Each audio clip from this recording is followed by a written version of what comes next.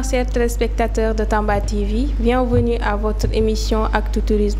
Aujourd'hui nous avons le plaisir de recevoir sur notre plateau Monsieur Mohamedou Mbalo, délégué régional de la SAPCO. Monsieur Mbalo, bonsoir. Merci, donc moi je m'appelle Mohamedou Mbalo, je suis le délégué régional de la SAPCO Pôle Sud-Est, Tambacounda, Kédougou. Merci. Alors Monsieur Mbalo, pour commencer, que signifie la SAPCO Sénégal? Merci. La SAPCO Sénégal, c'est la société d'aménagement et de promotion des côtes et zones touristiques du Sénégal. Donc c'est une société qui a été créée depuis 1975 pour aménager les sites touristiques du Sénégal oriental. Quelle est sa mission, la mission de la SAPCO Sénégal? Comme je vous l'ai dit, la SAPCO Sénégal a pour mission principale l'aménagement des côtes et zones touristiques du Sénégal. Et au-delà de l'aspect aménagement, elle a en charge également la promotion de ces sites-là que la SAPCO elle-même a identifiés à travers le territoire national. D'accord. Pouvez-vous nous donner un aperçu sur les réalisations de la SAPCO Sénégal depuis sa création? Oui, en termes de réalisation, je pense qu'aujourd'hui dans le pays, je peux donner un bel exemple qui est Saly Portudal, la station balnéaire de Saly, qui a été identifiée et aménagée par la SAPCO depuis sa création en 1975. Et aujourd'hui, je pense que tout Sénégalais qui veut visiter un bel endroit, magnifique, attrayant, il faut aller à Saly.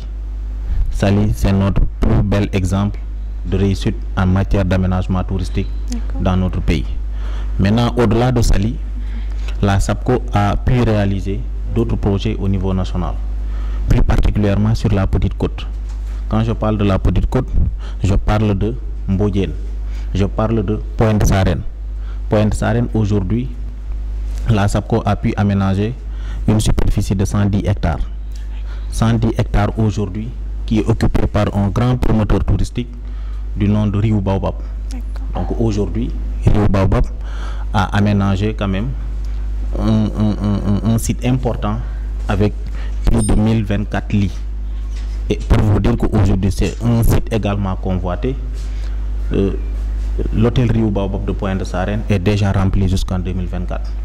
Donc c'est pour dire qu'en termes d'aménagement, en termes de réussite, en termes de réalisation de la SAPCO Sénégal, nous sommes sur de bonnes perspectives. Et ce qui a déjà été fait, ce serait intéressant même de voir Saly, Mbodjen, Pointe-Sarène dans la zone sud, ici à Tambacounda, et dans la zone nord, c'est-à-dire Saint-Louis à Thiep. D'accord. Alors comment la SAPCO travaille-t-elle avec la population locale pour le développement des sites touristiques? Bon, vous savez que nous, notre matière première, c'est le foncier. Et celui qui parle de foncier parle d'un sujet complexe. Et aujourd'hui, on ne peut pas faire des aménagements sans acquérir du foncier.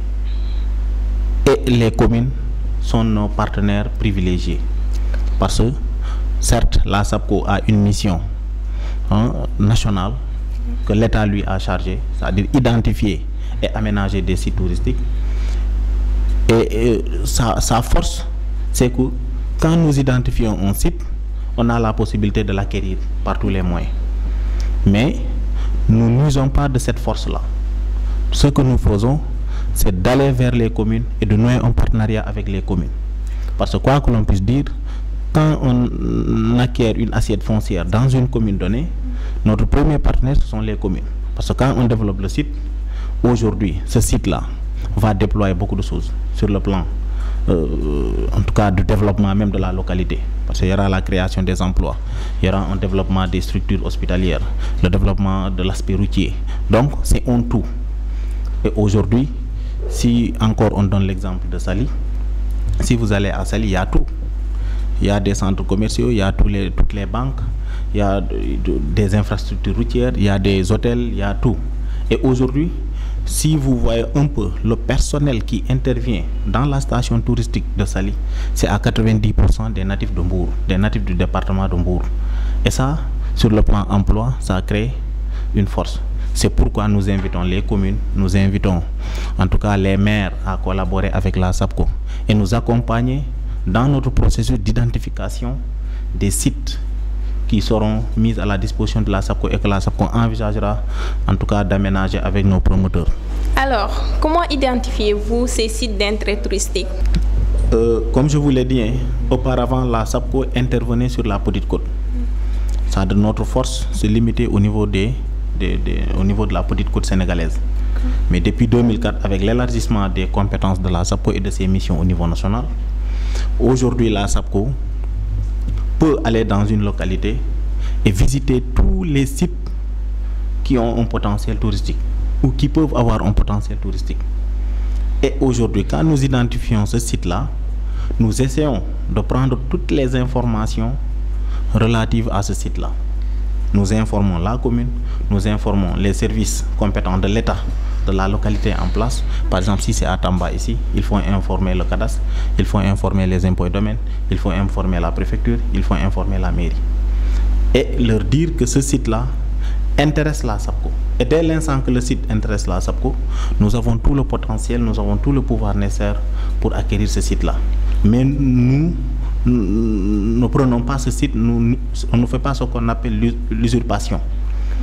On fait juste la demande au niveau de la mairie qui va nous accompagner dans l'acquisition de ce site-là. Et dès l'instant que le site est acquis, il y aura un décret présidentiel qui sera pris pour que ce site-là soit un titre foncier de la SAPCO. Et à ce moment-là, la SAPCO pourra voir éventuellement les types d'aménagements adaptés parce que il n'est pas dit dans tous les sites que nous identifions, il y a des types de réceptifs, des types d'édifices qui sont adaptés à l'environnement.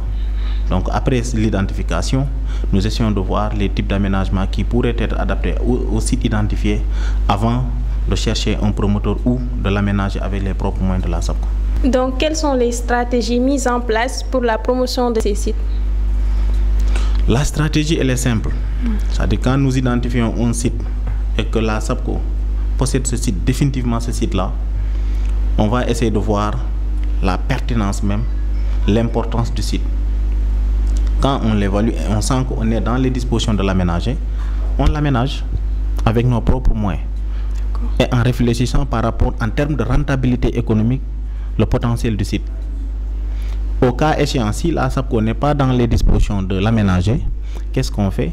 On essaie de voir des promoteurs nationaux et internationaux. Quand je parle de promoteurs, c'est de voir des investisseurs intéressés pour l'aménagement de ce site-là. Ces investisseurs-là peuvent être des investisseurs nationaux, comme ils peuvent être des investisseurs étrangers. Et en ce moment, avec toutes les informations que nous disposons sur ce site-là, nous effectuons des voyages à l'étranger au niveau des salons, au niveau des colloques, au niveau des rencontres internationales, pour dire que par exemple à Tamba, nous avons le parc national de Niokolo-Koba, qui est un site naturel, très riche en matière faunistique et florique, et qu'aujourd'hui nous souhaitons valoriser le parc, nous souhaitons l'aménager, nous souhaitons vraiment le transformer pour qu'au moins sur le plan économique, le parc soit vraiment très rentable. Et si on trouve des promoteurs intéressés pour investir dans le parc, ce que nous faisons, c'est de définir avec ces promoteurs-là des cahiers de charges. Parce que quand quelqu'un est intéressé à développer un site, on ne le permettra pas de venir sur ce site-là et de faire ce qu'il veut. Par exemple, dans le parc, il y a des normes environnementales et sociales qu'il faut respecter. Et donc, ces normes-là seront bien mentionnées dans un cahier de charges et éventuellement voir sur le plan de la responsabilité sociale d'entreprise. Qu'est-ce qu'il faut également prendre en compte? Parce que quelle que soit la situation, si on reprend un peu l'histoire du parc national de Niokolo-Koba, il y a des gens qui ont été extirpés du parc. Et ces gens-là, aujourd'hui, sont situés au niveau de la périphérie. Quand on fait venir un investisseur, qu'est-ce qu'il faut concrètement pour prendre en compte, pour prendre réellement les préoccupations de ces riverains-là, de ces populations-là qui vivent à la périphérie du parc? Et donc tout ça, c'est au niveau des cahiers de charges que nous allons essayer de définir cela. D'accord. Alors, comment la SAPCO collabore-t-elle avec ces promoteurs-là, ces promoteurs qui financent les projets pour la promotion des sites? Bon, en réalité, c'est sur la base des cahiers de charges, hein, comme je l'ai dit tout à l'heure. C'est comme un contrat. On prend le cahier, on dit que voilà le site, il est là, disponible. Voilà ce que nous voulons. Maintenant, s'il y a un promoteur disponible et prêt à répondre aux exigences des cahiers de charges, nous mettons le site à sa disposition. Et donc, c'est sur la base de ces cahiers de charges-là qu'on définit aussi les parts, ce que nous gagnons et ce que le promoteur gagne. Parce que dans ce cahier de charges-là, il faut que chacun y trouve son compte, il faut que chacun y trouve son intérêt. C'est ça qui est important. Parce que ce que nous évitons, c'est que le promoteur entre définitivement en possession de ce site-là et qu'il en fait ce qu'il veut. Et ça n'avantage pas la SAPCO. Au contraire, ça nous désavantage. Et tout ce qui nous désavantage, on essaie de voir le mieux possible ce qui peut être un intérêt pour la SAPCO, un intérêt pour les Sénégalais, un intérêt pour la localité même où se trouve le site. Alors, pouvez-vous revenir sur les projets futurs de la SAPCO Sénégal? On a perçu sur un projet futur. Bon, en termes de projet, nous en avons énormément. Parce que depuis 2004, je vous ai déjà dit que la SAPCO a élargi ses missions et ses compétences à travers le décret. Et depuis 2018, il y a la création de nouvelles délégations régionales. Donc il y a une délégation nord qui s'occupe de la région, Saint-Louis, Louga et Matam. Donc c'est cette délégation-là qui polarise les trois régions. Au niveau du centre, il y a la délégation de la Petite Côte qui s'occupe un peu de Thiès, voilà, Kaolack. Non, Kaolack c'est dans la délégation centre Fatick. La Petite Côte c'est Diourbel, Thiès et un peu la zone Mbour qui est composée de la Petite Côte. Et également la zone centre, la délégation centre qui polarise la région de Fatick, la région de Kaolack et la région de Kaffrine. Maintenant nous avons la zone sud. La zone sud c'est la région de Ziguinchor.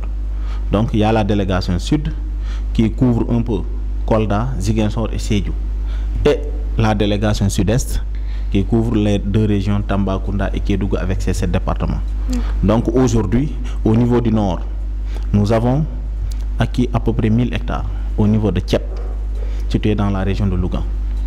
Et aujourd'hui, dans cette partie-là, récemment, le directeur général a signé une convention avec un grand promoteur international qui veut développer quand même au niveau de cette assiette-là des édifices, des réceptifs adaptés, quoi.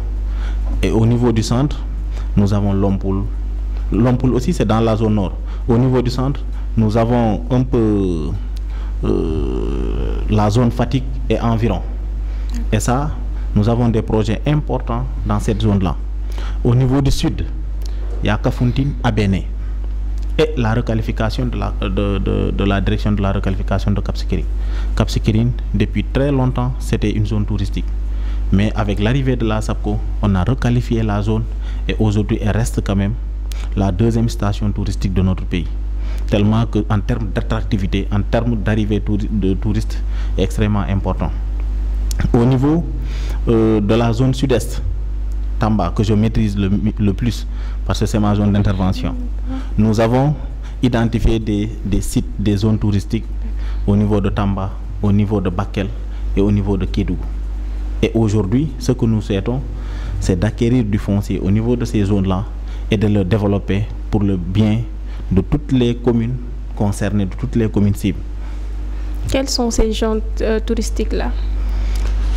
Bon, à Tamba ici, d'abord il y a le parc national de Niokolo-Koba, où la SAPCO envisage d'aménager 100 hectares dans le parc. Donc il y a des études en cours pour l'aménagement du parc, et surtout la réhabilitation de l'écomusée, la réhabilitation ou la rénovation de l'hôtel Simenti. Donc ça c'est des études déjà bouclées, on est en train de voir avec des promoteurs. Au niveau de la zone de Bakel, il y a la commune de Diawara, le maire qui les a, que je salue de passage, il nous a envoyé un courrier parce que dans le plan directeur de l'urbanisme, il y a une assiette dédiée au tourisme. Et je pense qu'aujourd'hui son souhait, c'est de les mettre à la disposition de la SAPCO pour au moins que la SAPCO aménage cette partie-là. Et ça, nous avons reçu la convention et nous sommes en train de l'étudier. Normalement, dans les jours à venir, je dois effectuer une mission dans la zone pour effectivement s'enquérir de la situation du site que la commune compte mettre à notre disposition. Et au-delà des souhaits de ces maires-là, il y a d'autres sites qui ont été répertoriés par le ministère du Tourisme et des Transports aériens de l'époque. Donc, c'est ce document que l'on a intitulé Les attraits touristiques du Sénégal oriental. Et dans ce document-là, il est bien mentionné le cimetière des Sans Circoncis, les forts de Bakel, le pavillon René Caillé. Donc, c'est des sites historiques qui doivent être revalorisés pour au moins permettre, en tout cas, une certaine valorisation sur le plan économique, quoi, pour au moins qu'il y ait une valorisation sur le plan des rentrées économiques.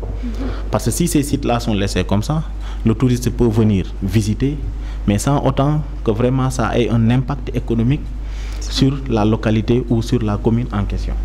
Et ça, c'est ce que nous ne souhaitons pas. Donc dans cette zone-là, il y a énormément de sites qu'il faut valoriser. Tamba, au niveau de la préfecture, le préfet nous a raconté une histoire magnifique par rapport à Aline Sitoé Diatta, qui était son lieu de repos, son lieu de passage. Et ça, je pense qu'aujourd'hui, beaucoup de Tambacoundois ne maîtrisent pas cette histoire ou ne la connaissent pas. Ouais. Et qu'aujourd'hui, si en termes de valorisation, on réexiste cette histoire, on reprend toute l'histoire liée à cette préfecture-là dans des documents bien précis et que ça soit valorisé en termes d'aménagement, je pense que ça peut avoir un impact pour la commune de Tambacounda. Donc, si on va dans la zone de Kédougou, vous voyez aujourd'hui la chute de Ndindi Fello, qui est une chute connue au niveau mondial. Et son attractivité n'est pas à contester.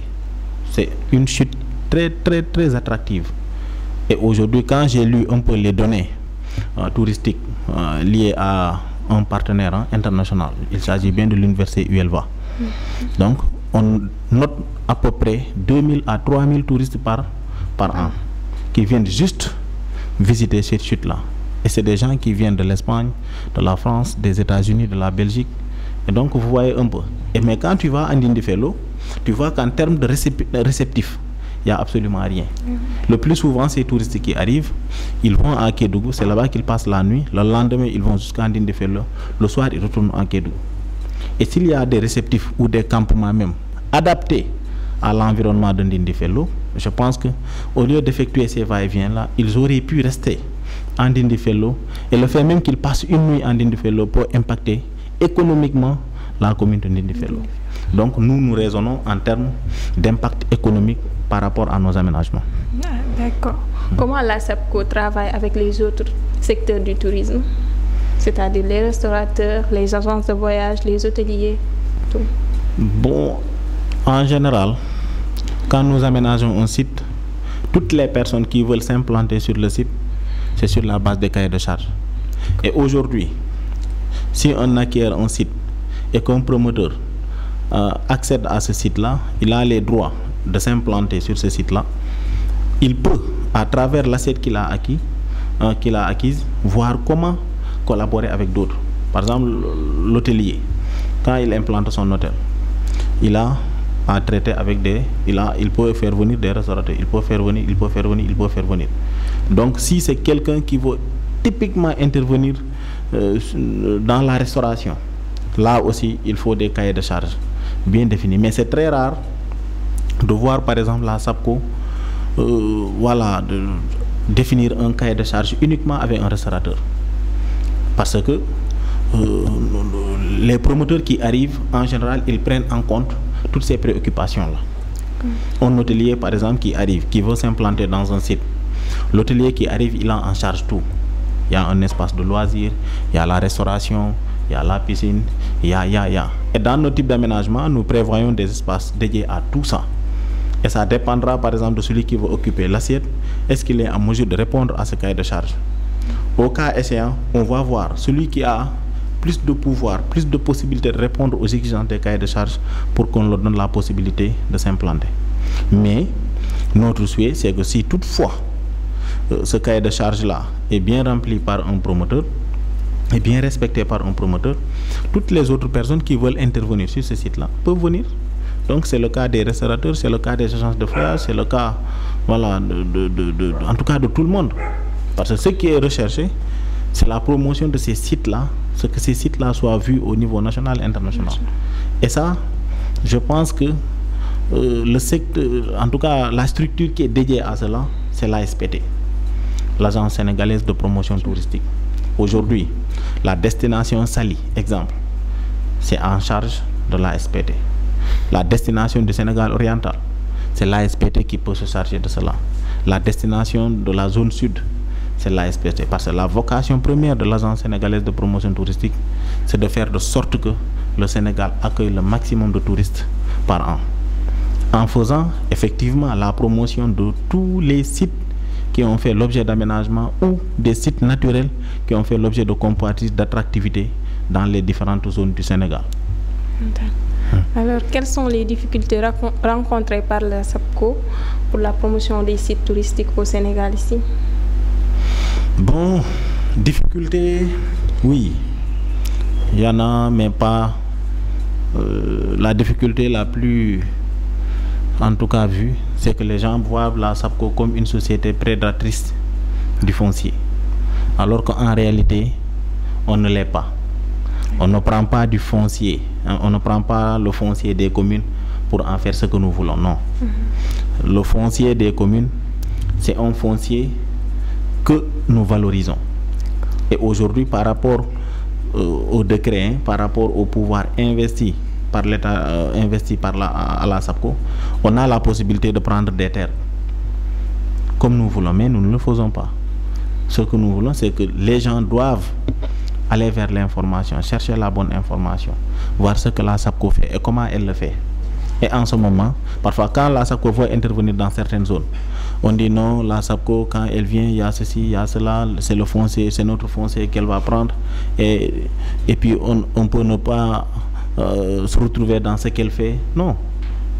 Nous, notre objectif, c'est d'identifier une assiette et de collaborer avec la mairie pour la valorisation de cette assiette-là. Mais en général, quelque part, je ne parle pas du Sénégal oriental, quelque part, ce n'est pas ce que les gens voient. Ils voient autre que ce que nous faisons. Alors que ce que nous faisons est bénéfique et important pour toute la communauté, pour toutes les communautés, en tout cas les collectivités territoriales. Et nous les invitons à voir le cœur de métier de la SAPCO. Le cœur de métier, c'est quoi? C'est l'identification des assiettes et la valorisation des assiettes pour au moins renforcer un peu, comme on le dit, la fiscalité de ces localités-là, parce que le développement de ces sites-là renforce forcément l'économie territoriale et par ricochet l'économie nationale. D'accord. Alors, merci M. Mbalo d'avoir répondu à toutes nos questions. Et nous sommes à terme de notre émission. Vos derniers mots, s'il vous plaît. Bon, merci encore une fois de plus de m'avoir invité. Donc, je dis juste que je vais terminer par un appel au niveau du Sénégal oriental parce que c'est notre zone d'intervention. Nous demandons à tous les maires de nous accompagner dans nos missions. Notre mission première, c'est en tout cas l'identification de sites et la valorisation de ces sites-là. Et je pense que toute commune voudrait bien développer sa commune, voudrait bien renforcer l'économie de sa commune. Et la mission première de la SAPCO, c'est de valoriser des sites afin que ces sites-là puissent avoir un impact positif dans la localité. Surtout un impact économique et social. Quand je parle d'impact économique et social, c'est pour dire qu'aujourd'hui, par exemple, je donne l'exemple de Tamba. Si nous développons un site, forcément, c'est des jeunes de Tamba qui vont travailler là-bas. Forcément, cette partie développée-là aura un impact sur les recettes fiscales de la commune et par ricochet au niveau du territoire national. L'exemple de Mbour, le budget de la mairie de Saly fait presque 5 fois le budget de la mairie de Mbour. Pourquoi? Parce que dans Saly, il y a tout. Et aujourd'hui, ce qui a fait cela, ce n'est rien d'autre que la SAPCO. Parce qu'elle a aménagé le site et aujourd'hui, tous les promoteurs qui sont implantés à Saly paient des recettes à la mairie de Saly. Et ça, c'est vraiment un bonheur de tout le monde. Et sur le plan de la responsabilité sociale d'entreprise, la SAPCO accompagne également tous les groupements de femmes, les ASC, la mairie, les collectivités territoriales, tout le monde. Parce que ce que nous souhaitons, c'est quand on s'implante quelque part, que tout le monde s'y retrouve. Sur le plan économique et social, que les gens se sentent à l'aise et que les gens s'y voient et que les gens vraiment soient motivés à accompagner la SAPCO dans le cadre de ses projets actuels et futurs. L'émission tire à sa fin. Merci M. Mbalo d'avoir répondu à notre invitation. Merci à toute l'équipe technique. Alors à la prochaine fois, Inch'Allah.